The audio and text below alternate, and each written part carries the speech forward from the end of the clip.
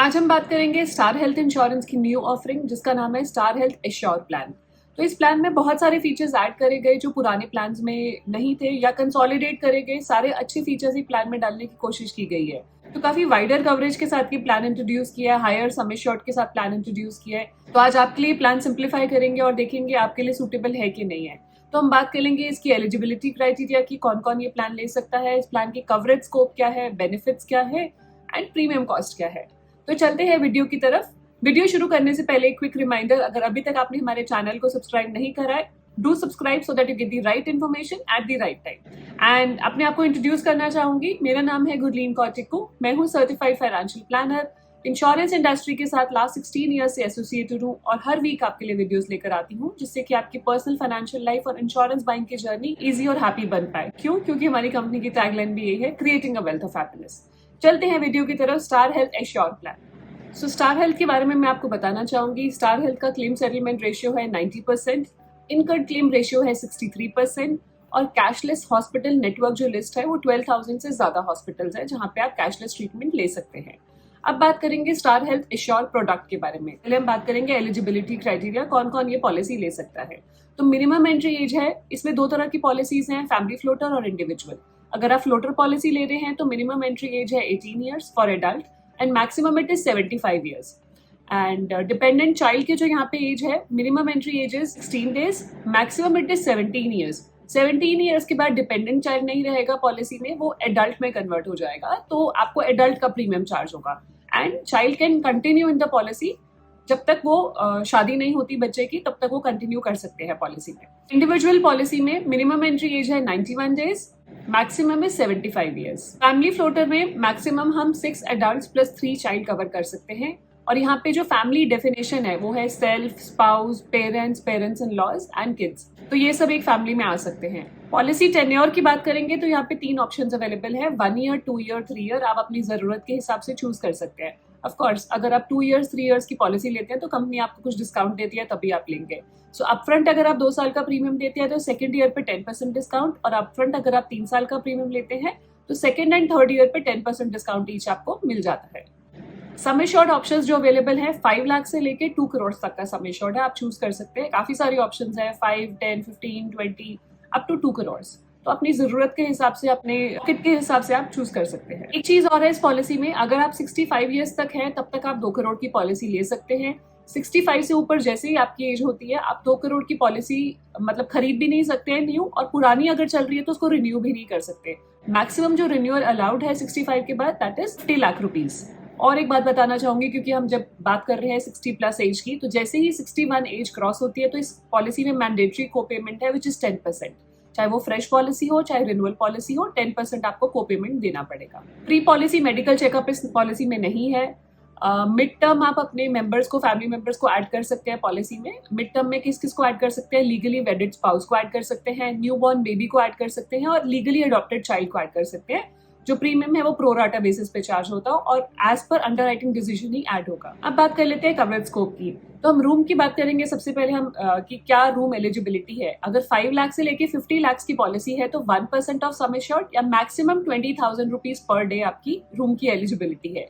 अगर आपका sum assured 75 lakh से लेके 2 करोड़ तक है तो कोई रूम रेंट रिस्ट्रिक्शन नहीं है, आप कोई भी रूम ले सकते हैं। इमरजेंसी रोड एम्बुलेंसेस पॉलिसी में कवर्ड है।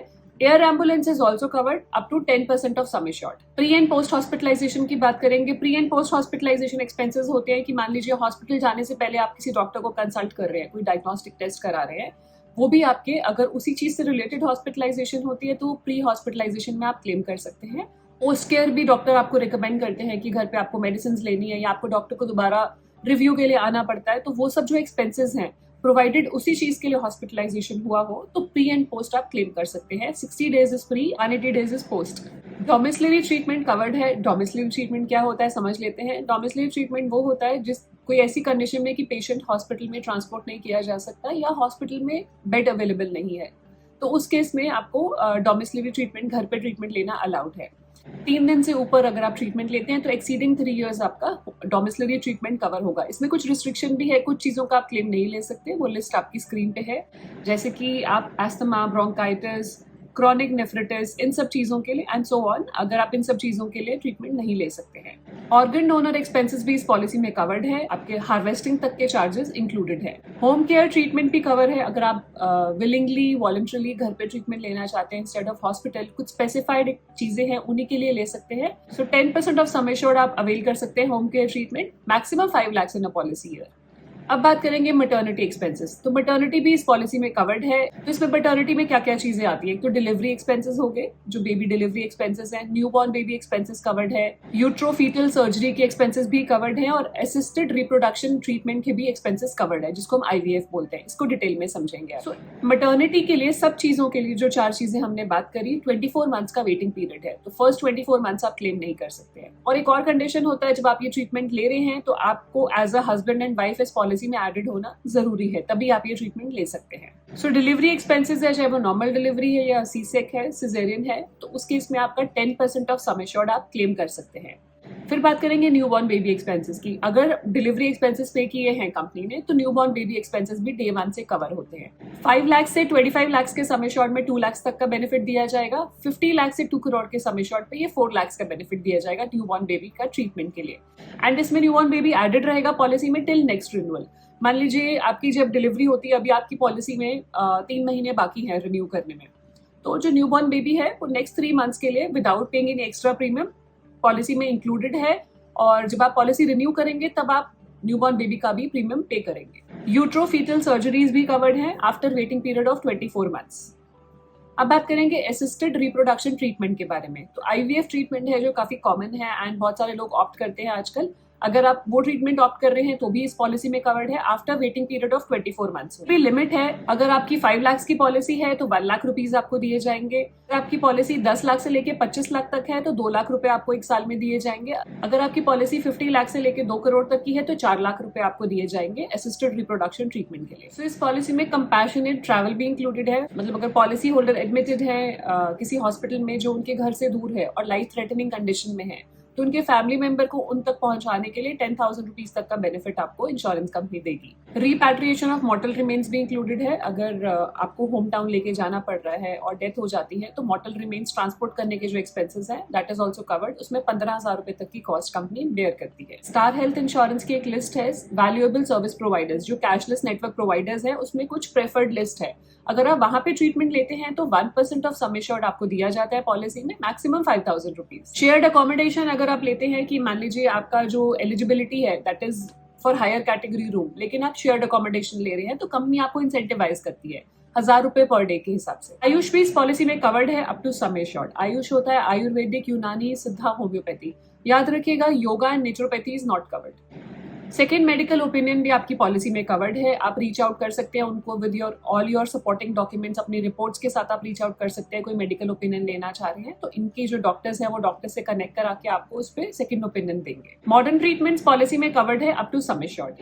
क्यूमुलेटिव बोनस की बात करेंगे। क्यूमुलेटिव बोनस कंपनी आपको देती है, अगर आप कोई क्लेम नहीं देते हैं तो आपको इंसेंटिवाइज करती है। क्यूमुलेटिव बोनस आपको हर क्लेम फ्री ईयर के लिए मिलता है 25%, मैक्सिमम ये 100% जा सकता है। मतलब अगर आपने 10 लाख की पॉलिसी ली है तो 10 लाख पर 2.5 लाख रुपए का नो क्लेम बोनस 1 साल का, मैक्सिमम वो 20 लाख तक जा सकता है। अब बात करेंगे रिस्टोरेशन बेनिफिट के बारे में। अगर आप अपना सम एश्योर्ड एग्जॉस्ट कर लेते हैं तो रिस्टोरेशन बेनिफिट आपको दिया जाता है, आपकी पॉलिसी में रीफिल हो जाता है। तो यहाँ पे up to 100% of sum assured है और अनलिमिटेड नंबर ऑफ टाइम्स है फॉर एनी इलनेस। हाउएवर एक क्लॉज है कि बेस सम एश्योर्ड से ज्यादा आप सिंगल क्लेम नहीं ले सकते। एक और चीज कवर्ड है which is called chronic severe refractive asthma. तो इसका भी जो मैनेजमेंट है, इसकी जो ट्रीटमेंट है that is covered. In patient हो चाहे होम केयर ट्रीटमेंट ले रहे हैं या OPD ट्रीटमेंट है, वो भी कवर्ड है इस पॉलिसी में। To 10% of sum assured, maximum 5 lakh rupees दिए जाएंगे इस ट्रीटमेंट के लिए। कॉम्प्लीमेंट्री वेलनेस चेकअप इंक्लूडेड है इररिस्पेक्टिव ऑफ क्लेम। मतलब हर साल कंपनी चाहती है कि आप अपनी हेल्थ का ध्यान रखें, तो आपको हर साल एक कॉम्प्लीमेंट्री वेलनेस चेकअप देती है। उसकी डिटेल आपकी स्क्रीन पर है। अगर आप इंडिविजुअल पॉलिसी लेते हैं और लेट्स से 10 लाख की पॉलिसी है तो 2,000 रुपीज तक के आप क्लेम कर सकते हैं। फ्लोटर पॉलिसी है तो 5,000 रुपीज तक के बेनिफिट्स आप क्लेम कर सकते हैं।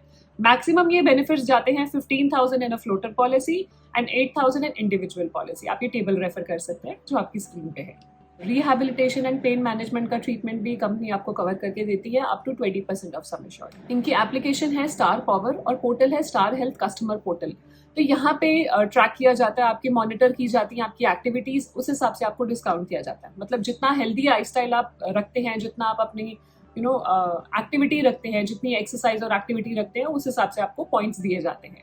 तो मैक्सिमम डिस्काउंट एक पॉलिसी में आप 20% ले सकते हैं ऑन रिन्यूअल, अगर आप हेल्दी लाइफस्टाइल लीड करते हैं। एक और चीज है इस पॉलिसी में जो पहले स्टार हेल्थ पॉलिसीज में नहीं है, which is called deductible option.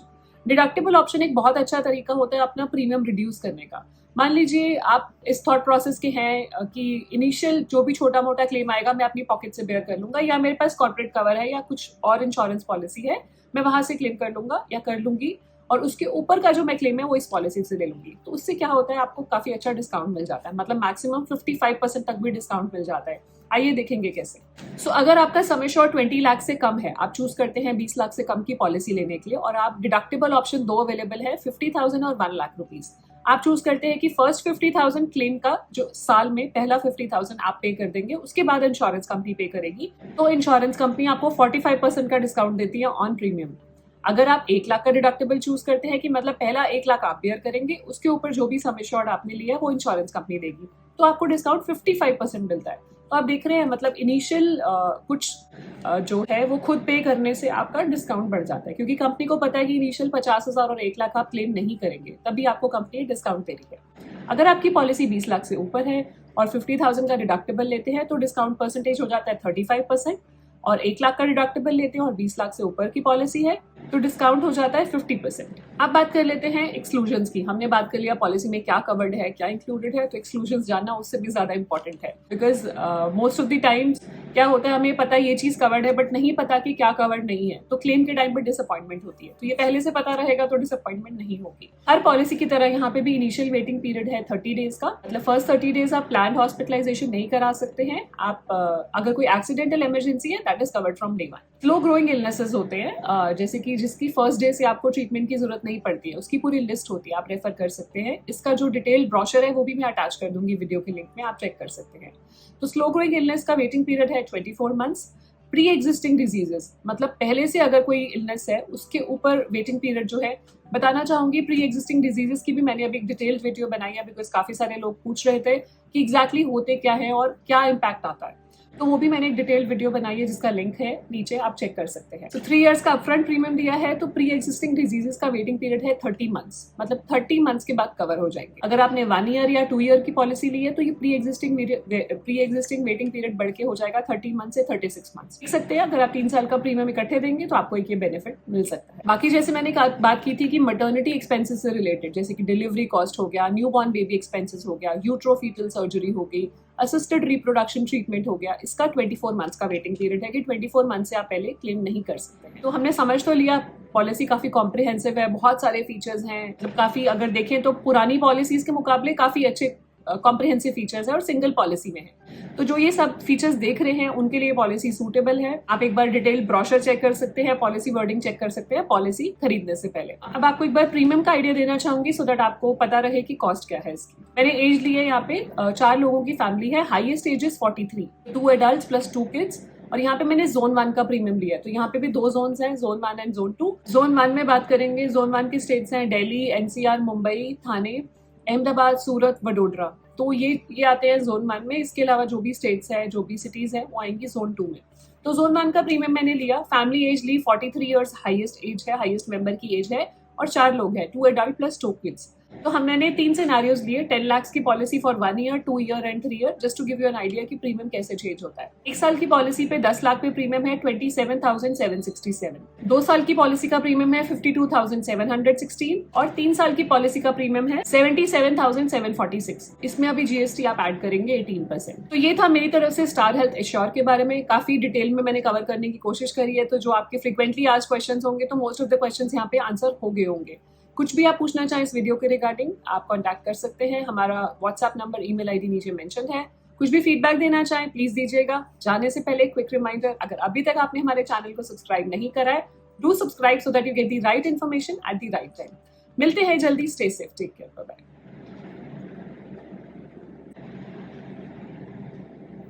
तो देखेंगे प्लान को। सो स्टार हेल्थ 10% तक, तो maternity expenses 5 lakh, 5 star health insurance की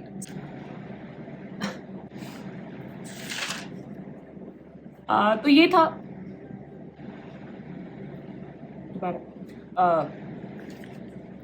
क्या बोल रही थी